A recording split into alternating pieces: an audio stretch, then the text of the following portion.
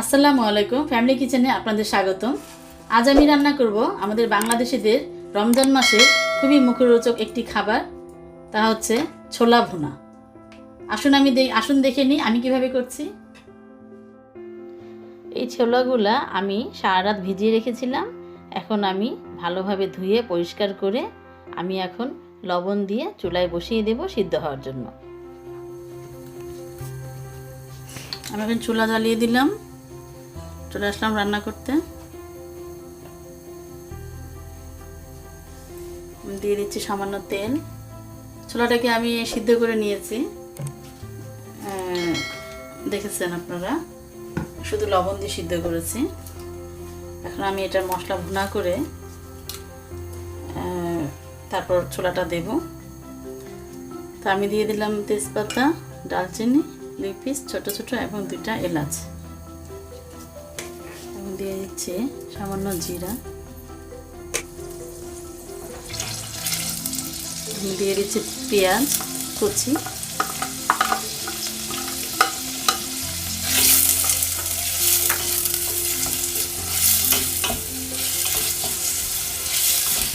পেঁয়াজটা আমি একটু ভাজবো, একটু ভাজা হলে তারপরে আমি মশলাগুলি দেব। পেঁয়াজটা একটু ভাজা হয়ে গিয়েছে, আমি এখন দিয়ে দিচ্ছি টমেটো,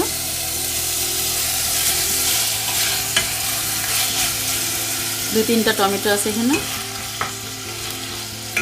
এবং এখন আমি দিয়ে দিচ্ছি সামান্য মশলা। এখানে আছে ধনিয়া গুঁড়া, মরিচের গুঁড়া, জিরার গুঁড়া, হলুদ গুঁড়া, এবং আছে সামান্য নিয়েছি 2-3 কোয়া রসুন।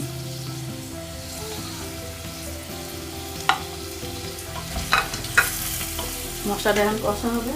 টমেটোর পানিটা দিয়েই, পানি উঠে আসলে মশলাটা কষা হয়ে যাবে, এই জন্য আমি কোনো পানি দিচ্ছি না। এবং দিয়ে দেব সামান্য আদা,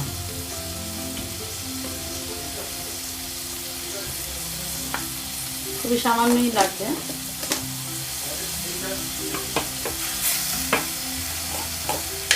এবং দিয়ে দিচ্ছি সামান্য লবণ, পরিমাণ মতো, কারণ আমি ছোলাটা সিদ্ধ করার সময় লবণ দিয়েছি, এজন্য আমি খুবই সামান্য লবণ দিলাম।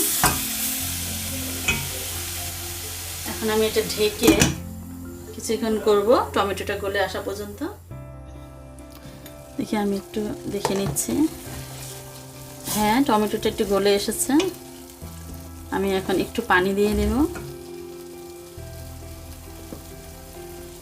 একটু পানি দিয়ে দেব, বাকিটা আবার সুন্দর গলে যাবে। মশলাটা কষানোর জন্য আর একটু পানি দিলাম। আমি এখন ঢেকে আরও কিছুক্ষণ করব, ঢেকে দিচ্ছি। আমি একটু দেখে নিচ্ছি, হ্যাঁ কষানো হয়ে এসছে। এখন আমি আলুটা দিয়ে দেব, সামান্য আলু অ্যাড করব। আমি কেটে রেখেছি, এখানে লাল আলু নিয়েছি।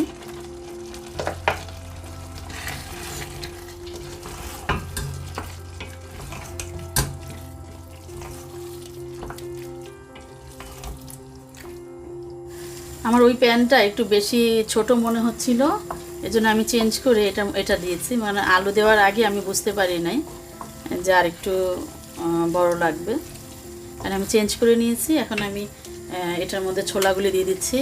আপনারা দেখেছিলেন ছোলাটা আমি আগেই সিদ্ধ করে রেখেছি, ছোলাটা সহ এখন করব।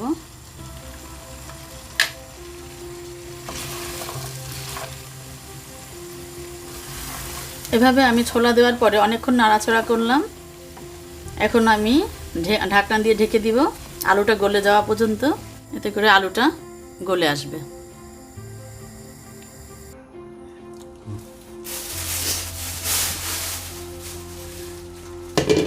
আমি ঢেকে দিয়েছিলাম আলুটা গলার জন্য, আলুটা গলে গিয়েছে।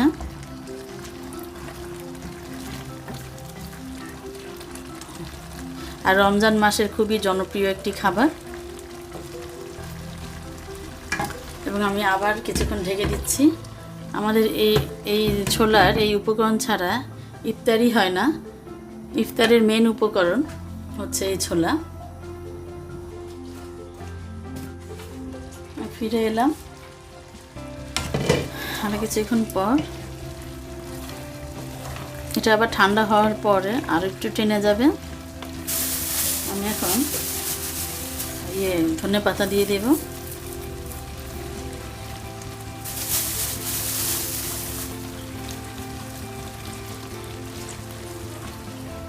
ঢেকে দিচ্ছি আর 2-1 মিনিট পর আমি পরিবেশনের জন্য নিয়ে নেব। হয়ে গিয়েছে। আমি একটু নামানোর আগে আমি এই আলুগুলা একটু গলিয়ে দেব। আমি এখন পরিবেশনের জন্য নিয়ে নিচ্ছি। এখন আমি পরিবেশন ডিশে নিয়ে নিয়েছি।